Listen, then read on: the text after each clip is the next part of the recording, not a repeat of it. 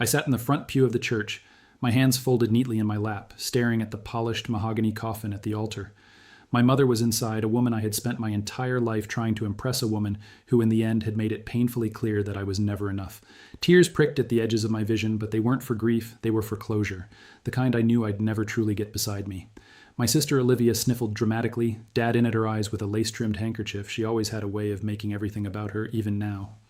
When the priest finished his final blessing, Olivia let out a soft, pitiful sob and leaned against her husband Connor, who wrapped a comforting arm around her. She looked perfect as always. Her designer black dress hugged her figure just right, her blonde curls falling in elegant waves. Even at a funeral, she managed to be the center of attention. I swallowed the lump in my throat and glanced toward the second row where my aunt and uncle sat stiffly avoiding my gaze. The same went for the rest of the family. They all knew I'd prepared myself for what was coming.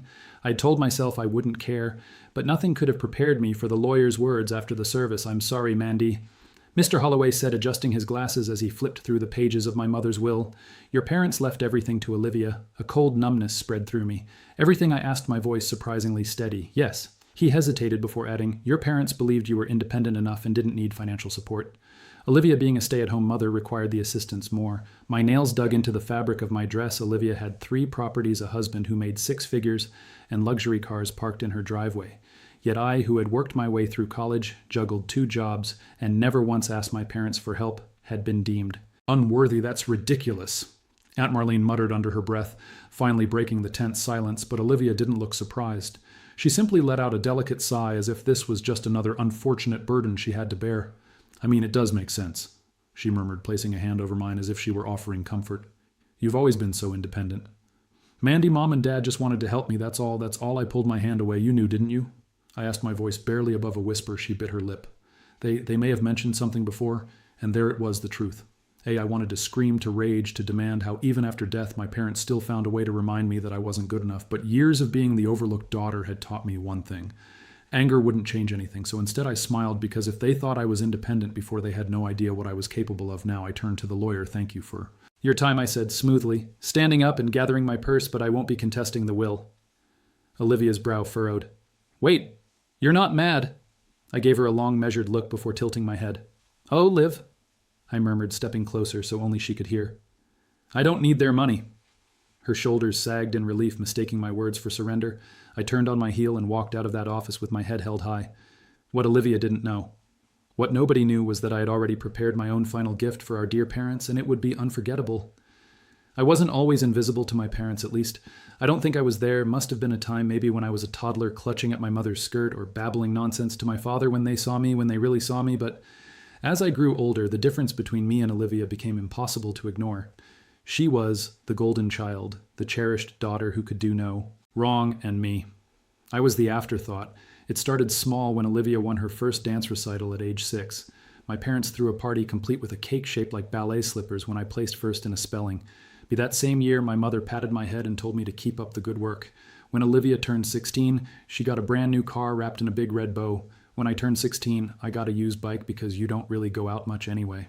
Mandy, I told myself it didn't matter, that I didn't need the approval, the admiration, the love, but deep down it stung. Still, I worked hard while Olivia breezed through life on charm and parental favoritism. I built something for myself. I worked my way through college with 2 part-time jobs. I landed a stable career in finance. I saved every penny and invested smartly. I never RI on anyone, and yet in the end, none of it mattered. I sat in my tiny apartment that night, staring at the ceiling, replaying the words over and over in my head. Your parents left everything to Olivia. Of course they did. Why would I expect anything different? My phone buzzed, snapping me out of my thoughts. A message from Aunt Marlene. "Mandy, I just want you to know. I think what your parents did was disgusting. You deserve better." A second later, another message appeared. "You should fight this contest, the will. It's not fair." Fair. The word made me laugh. Nothing about my relationship with my parents had ever been fair. I had accepted that a long time ago, but what I couldn't accept was Olivia sitting there pretending this was just another unfortunate inconvenience for her, pretending she hadn't known I didn't want their money, but that didn't mean I wouldn't leave my own mark on their legacy. I pulled open my laptop and logged into my email. There was someone I needed to reach out to, a certain lawyer.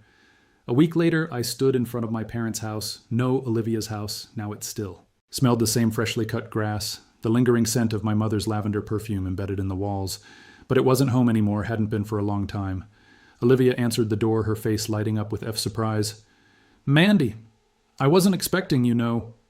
Of course she wasn't. I need to pick up some things, I said. Simply Mom had some personal letters and keepsakes I'd like to have.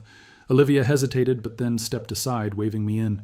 Of course, take whatever you need. I walked through the house, slowly memories pressing against me with every step. The living room where I had watched my parents shower. Olivia with praise, the dining table where I had once sat in silence while they gushed over her latest accomplishments. I headed toward my father's old study. This was what I had come for. I pulled open the desk drawer, fingers grazing over old documents, notebooks, and letters, and then I found it the original copy of my parents' will I had already. Seen the one the lawyer had read aloud. But this was different because there on the first page was a clause that hadn't been in the final document. A clause stating that my parents' estate was supposed to be split evenly between Olivia and me. I let out a slow breath, my fingers tightening around the paper. So Olivia had done more than just accept the favoritism. She had changed the will. I turned, my heart pounding. Olivia stood in the doorway, arms crossed. You weren't supposed to see that, she said, her voice calm, almost bored. I stared at her, waiting for an explanation, a confession. Anything instead. She just shrugged. Mom and Dad always intended for me to have everything. Mandy, I just made sure their wishes were properly carried out. I had never hated her more. I could have screamed, could have fought, could have marched straight to a lawyer and exposed her for what she'd done. But I didn't. Instead I smiled. Thank you for your honesty, I said, my voice steady. That's all I needed to know, and with that I walked out of the house, already planning my next move, because Olivia had just made one very big mistake. She thought I would let this go. She thought I was the same girl who had always been overlooked, but she was about to find out just how wrong she was. The truth had been sitting right there, buried in my father's desk, waiting for me to find it. My parents had intended to split their estate between Olivia and me, but Olivia had made sure that never happened. She hadn't just accepted her role as the golden child she had taken, everything ensuring I walked away with nothing she thought I would do. What I'd always done, accept it, swallow it, move on. She had no idea who she was dealing with.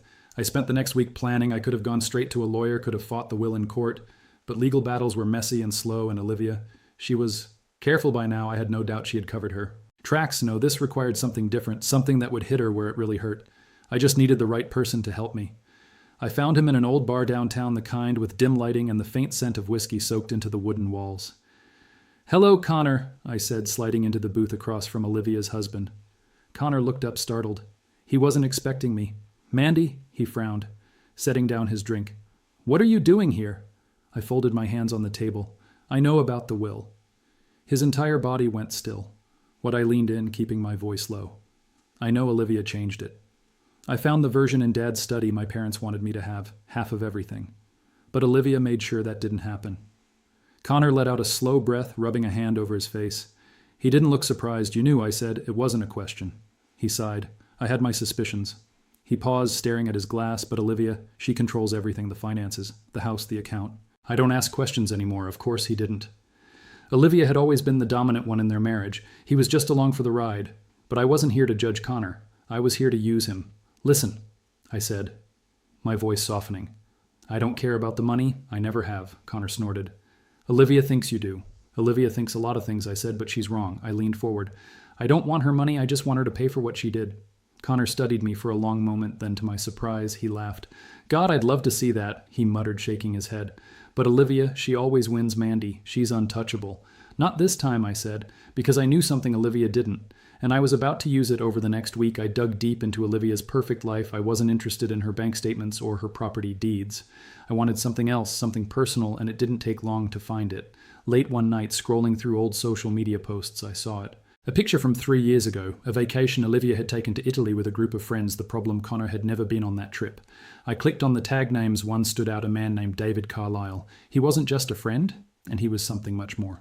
I scrolled through his account, clicking through old comments and interactions, and there it was, a thread of flirtatious remarks, inside jokes, late-night messages spanning years. Olivia had been cheating on Connor, and she was sloppy about it. I sat back in my chair, my heart pounding. This was it, my first move. The beauty of revenge wasn't always in the grand act. Sometimes it was in the subtle unraveling. I drafted a message and sent it to Connor. No words, no explanation, just screenshots. The reply came almost instantly. Where did you get these? Does it matter? I typed back. You deserve to know the truth. A long pause, then meet me tomorrow. We need to talk. I smiled. Checkmate Olivia. The next evening I met Connor at a quiet cafe on the edge of town. He was already there when I arrived, hunched over a cup of coffee, staring blankly at the table the moment he looked up and saw me. I knew he had seen everything. I slid into the chair across from him, and for a moment, neither of us spoke. The air between us was thick with something fragile, anger, disbelief, maybe even relief. How long, he finally asked, his voice hoarse. I exhaled from what I found at least 4 years. Connor let out a bitter laugh, shaking his head. Of course he picked up his coffee, but his hands were shaking too much to take a sip. I'm sorry you had to find out this way, I said, and for once I actually meant it. No, you're not. His eyes locked onto mine. You wanted me to know. You wanted this to happen. I didn't deny it, yes, but only because Olivia deserved to be exposed. She's been playing everyone, Connor. You, me, even my parents, right up until they died. He sighed, running a hand through his hair. And now what? What do you want? From me, Mandy, I leaned forward. I don't want your money. I don't want your sympathy. I just want to watch her world fall apart. Connor studied me for a long moment, then slowly a small dark smile curved his lips. You're not the only one. We sat there for nearly an hour, going over every detail. Olivia's manipulations, her lies, the fake will. Connor was angry, but not in a volatile way, no. His anger was colder, controlled, the kind of anger that led to devastation. I want a divorce, he said finally, his voice steady. And I want full custody of the kids. It was a bold move, a calculated strike Olivia had spent years curating. The perfect image, a loving wife, a devoted mother. She needed that image, and Connor, he was about to rip it away from her the next morning. I watched from a safe distance as Connor's lawyer delivered the divorce papers to Olivia's doorstep. She answered in a silk robe, hair perfectly styled, a steaming cup of coffee in hand. But the moment she saw the envelope, her face twisted into something ugly. I wished I could hear her reaction, the shock. The panic instead, I just watched as her fingers tightened around the papers. Knuckles white, and then just for a moment she glanced around, not to Connor, not to her kids, but to the neighbors. She cared more about what they thought than the fact that her marriage was crumbling, right in front of her, classic Olivia. I should have walked away after that. Let Connor handle the rest, but I wasn't finished. Olivia still thought she could control the narrative, that she could manipulate her way out of this the way she always had. She was wrong that evening. I made sure of it with a few clicks. I uploaded the proof of her affair, screenshots, messages, pictures, but I didn't send them to